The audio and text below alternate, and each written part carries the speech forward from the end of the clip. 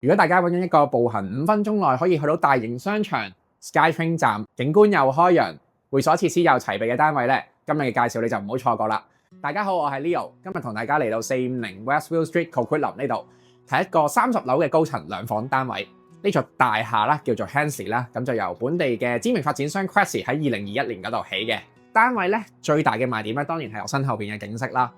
後邊咧可以見到 Burnaby Mountain， 上面咧就係 SFQ 啦。有小朋友啊或者要喺 SFQ 翻學做嘢嘅話咧，都係一個好方便嘅 location 啦。5分鐘嘅行到嘅大型商場咧就係 Low Heath Mall 同埋 Low Heath SkyTrain 站啦。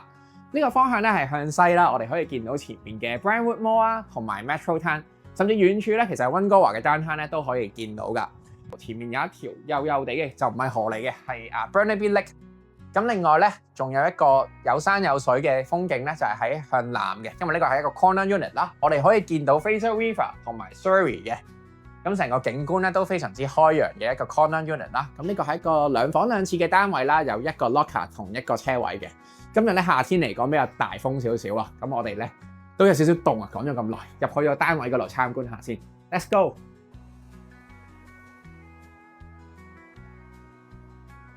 頭先講啦，呢棟樓咧係由知名發展商 Cressy 去設計嘅。咁佢哋咧係意大利嘅 background 啦，出名在啲咩咧？特別咧係廚房嘅設計啦。咁可以見到咧，我依家喺廚房嘅位置嗰度啦，係一個 L shape 嘅 countertop 洗手盤喺呢度嘅，好靚嘅一塊石過嘅 backsplash， 咁清潔非常之方便，同埋個色咧就襯翻落去個 countertop 上面個雲石面度嘅，係一個比較淺色嘅廚房設計嚟嘅，又靚啦又實用。咁5頭嘅明火煮食爐啦。咁同埋其他嘅電器咧都係入場嘅，喺呢啲白色嘅長櫃入邊嘅，包括呢個洗碗碟機啦，同埋雪櫃。咁我最中意個廚房咧個大賣點咧就會係雪櫃啦。咁我哋安裝咗2部啊，1房單位，平時我哋見到呢24吋雪櫃喺度嘅 French door 咁樣開出嚟，收納量非常之足夠嘅。係啦，咁另外咧呢個廚房啦，發展商咧會做咗一啲收納空間咧係易啲咧去存放物品嘅。咁多乾糧喺度啦，咁其實呢啲全部都可以拉出嚟嘅櫃桶嘅，咁就更加之方便啦，用起上嚟嘅時候。咁好啦，睇完廚房啦，咁另外咧呢一個單位咧，其實咧有啲 upgrade 咧係其他單位咧係冇嘅，係比較特別嘅。包括我哋嚟到 dining area 呢度啊，就裝咗3塊落地上到 ceiling 咁高嘅鏡啦。咁呢個係一個 corner unit 啦，兩邊係玻璃窗啦，再加埋 dining area 呢塊鏡咧，其實成個單位咧好似咧3邊都有窗咁，非常之通透。咁呢個單位嘅living area、dining area 同埋個廚房咧都係好獨立嘅 ，separate 有自己嘅空間，就唔似我哋而家見到成日個廚房包圍住個 dining area 咁樣嘅。咁所以可以放到一張 proper 4張凳咁樣嘅餐台啦。嚟到呢度咧，右邊咧就係客廳嘅位置啦。咁屋主咧都係用一啲大少少嘅家私啦，見到啦，仲好 spacious 嘅。同埋有好多落地嘅玻璃窗啦，所以就睇落咧就特別光猛同埋舒服嘅。屋主咧之前咧就喺獨立屋嗰度 downsize 落嚟嘅，所以咧就有啲大啲嘅家私啦，甚至有額外再多一個雪櫃同埋有個飾物櫃嘅，擺晒喺個廳嗰度。但係都見到咧，其實咧呢個 living area 咧都尚算好闊落嘅。睇完生活空間之後咧，就帶大家參觀主人房。咁呢度放咗張好大嘅 king size 床喺度，3邊落床啦。咁 condo 嚟講咧都好 spacious 啊。呢個房咧個設計最特別咧就係呢個落地大玻璃窗啦，可以繼續欣賞到頭先我哋喺出邊同埋騎樓嘅景觀啊。咁同埋咧其實係一個 L 型設計嘅，喺呢一邊咧都係一個玻璃窗嚟嘅，不過就落咗簾啦，因為頭先又放咗少少雜物喺度。咁如果打開埋簾咧，就更加通透、更加光猛啦。咁呢個單位第2個 upgrade 咧就係呢個 walk-through closet 嘅 French door 啦，做咗一啲見到啦有玻璃嘅 French door 門，係咪好有儀式感咧？咁呢個 walk-through closet 咧分兩邊啦，都做咗櫃桶同埋衣架嘅。咁男主人、女主人一人一邊咧，都放到好多衣物喺度㗎。咁經過呢個衣櫃之後咧，就係呢一個 ensuite 嘅廁所啦、洗手間啊，係一個企缸設計嘅。咁第3個 upgrade 咧就係呢個 rain shower 啦，原本係冇嘅，淨係得手持嘅 handheld 嘅 shower 嘅啫。咁上一手業主 upgrade 嘅都係好似酒店設計咁樣啦，見到下低咧個櫃底做咗 LED 燈嘅，而都係一個 double sink 啦，好長嘅 countertop 可以放到好多嘢。後邊咧個中間呢個咧都可以開嘅，係一個鏡櫃啦，咁就放多啲清潔物品喺度。咁 second bedroom 咧個空間咧都有翻咁上下喎，見到擺咗張 queen size 床喺度，床尾咧都放咗一張細嘅書台啦，同埋電腦，同埋放咗一個大衣櫃喺度。咁對於依家新嘅 condo 嚟講咧，呢個 size 咧都幾唔錯㗎啦，都有落地嘅玻璃窗啦，呢邊係向南嘅，而床嘅另一邊咧見到啊，咁屋主擺咗嘢喺入邊啦，其實就唔方便開俾大家睇，但係個闊度咧有成張床咁長咁滯嘅，咁個深度咧會係一件衫咁上下嘅深度啦，咁個收納量咧都好足夠嘅。最後咧帶大家睇下一入門口嘅走廊位置啦，咁放咗呢個鞋櫃喺度喎，其實我覺得非常之適合 condo 噶，因為嗰個闊度咧大概我一隻手掌打開咁大，但係開咗咧每一格櫃桶咧呢度應該可以擺到4對鞋，所以你 total 咧呢度可以裝到16對鞋。呢個應該係 IKEA 非常之推薦嘅。唔好講家私啊，講翻個單位先。咁洗手間咧，呢個 second bath 咧個設計咧大概同頭先我哋主人房見到嘅 ensuite 一樣啦。咁當然得一個星盤嘅啫。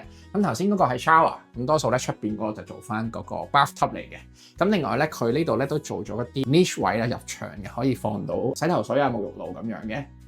咁大門口咧另外一邊咧有2個櫃啦，一邊咧就係一個 laundry 嘅 closet 啦。咁就係 stack 嘅 dryer 同 washer， 咁另外嗰邊咧就係鞋櫃同衣櫃嚟嘅。Hensley 呢座 condo 咧都算係 low heat 同區之中咧會所設施最齊全嘅 condo 嚟嘅。咁我哋而家嚟到健身室嗰度啦，就喺 lobby level 嘅，見到設施都非常之齊備啊，好多嘅 gym equipment 呢度都有啦。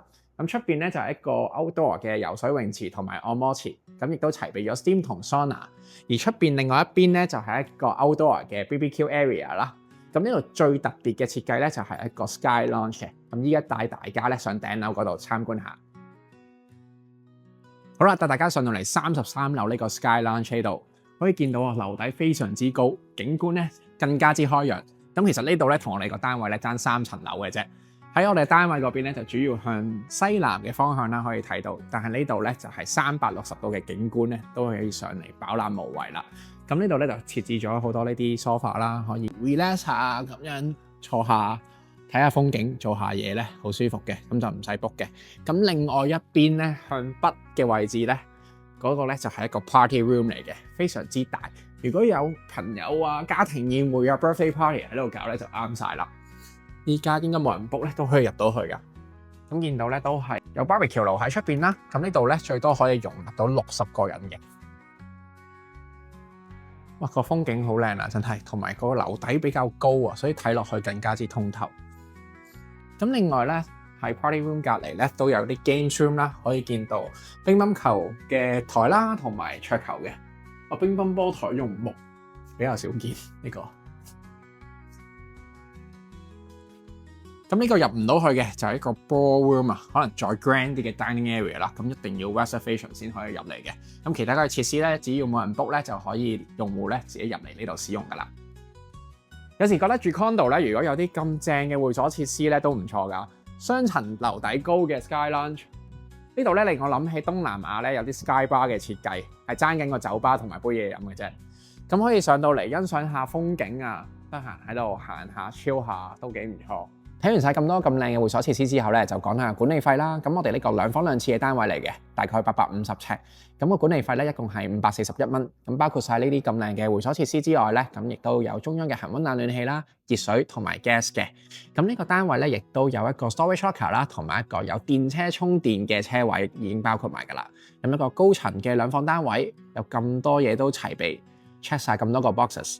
而且咧，同 SkyTrain 啊、同 Mall 嘅距離咧，只係5分鐘啫。雖然咧就未必有 City of Low Heat 咧話一落樓就咁方便，但係其實呢個距離咧，我自己覺得咧係有一種靜中帶旺啦。即係如果要買嘢啊、要搭車啊，其實行過去都好方便。但係咧就冇嗰邊人流咁多，就比較安靜嘅。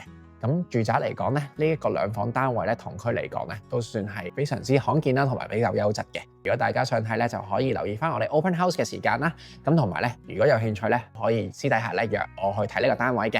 咁我哋今日嘅介紹咧就差唔多啦，我哋下一集再見，拜拜。